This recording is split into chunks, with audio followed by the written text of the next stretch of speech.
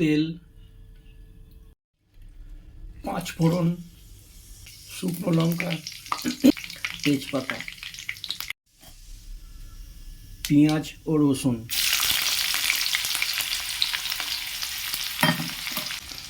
5 ফোড়ন, শুকনো লঙ্কা, তেজপাতা, পেঁয়াজ রসুন ভালোভাবে ভেজে নেব।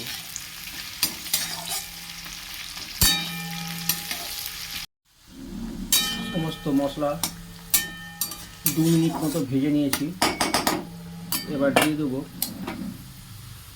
কুমড়ো, বেগুন, আলু, এগুলো কেটে ধুয়ে পরিষ্কার করে নিয়েছি। আর দিয়ে দেবো উচ্ছে, এগুলো খানিকক্ষণ ভেজে নেব।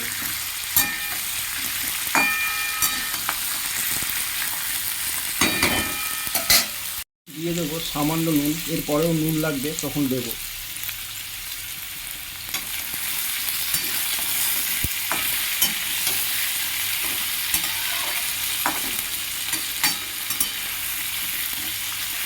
সমস্ত সবজি আমি 3 মিনিট মতো ভেজে নিয়েছি।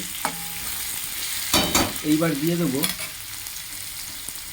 সাদা নোটে, এগুলো কেটে ভালো করে ধুয়ে বেছে নেওয়া।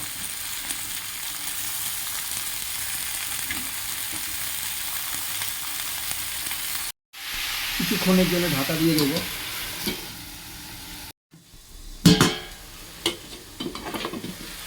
ঢাকা খুলে নিয়েছি। যতটা নুন লাগবে স্বাদ ও পরিমাণ মতো নুন, ধনে গুঁড়ো, জিরে গুঁড়ো, হলুদ গুঁড়ো 4 চামচের হাফ চামচ করে।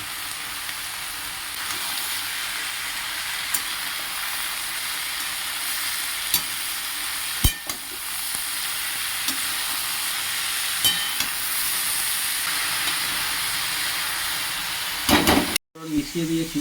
গ্যাসের আগুনটা কম করে দিয়ে আবার একটু ঢাকা দিয়ে দেবো। দেখি কীরকম অবস্থায় আছে। শাকের তরকারিটা এখনো হবে।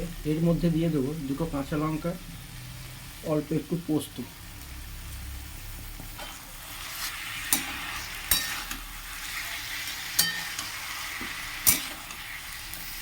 আর একটু বাদেই নামিয়ে নেব। আমার পদটা তৈরি হয়ে গেছে।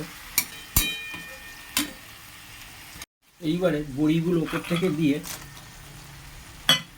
একটু ভালো করে ওলট পালট করে দিয়ে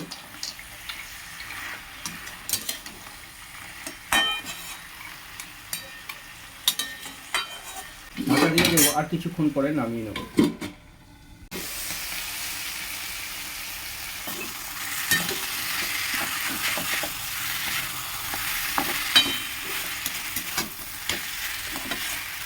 আমার শাকের এই পদটা সম্পূর্ণ রেডি।